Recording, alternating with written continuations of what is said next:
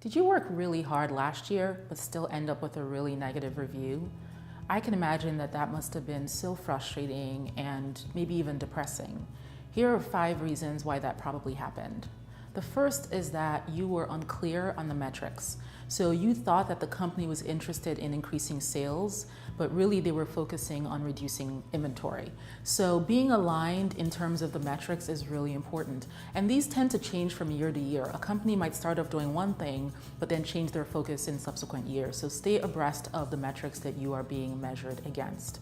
The second is that no one really knew what you were doing. You were working really hard, really fast, but folks had no clue what you were working on. Maybe the people in your immediate circle knew, but the broader company had no idea.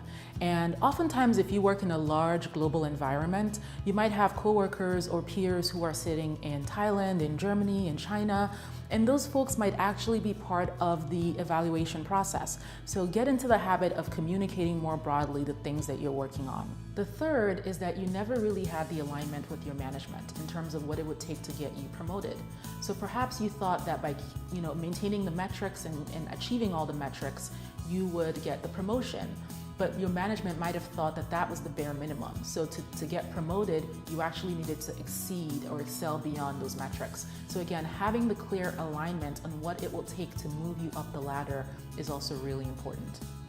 The fourth thing that you need to be aware of is that you may have had the goalpost moved on you. So you may have started off with one set of metrics, one set of expectations, and then mid-year, the company changed its focus. And so you were not tuned in to the immediate needs of the company at the time. And so you had the goalpost move. You were singing with one sheet of music and others had moved on with new information. So making sure that you have your finger on the pulse of what's going on at your company is also really important. And lastly, you may have worked in an unsupportive, maybe even toxic work culture, a culture where promoting and training and developing individuals is not a priority. If this is the case, you want to have a candid sit down with yourself to determine your next move.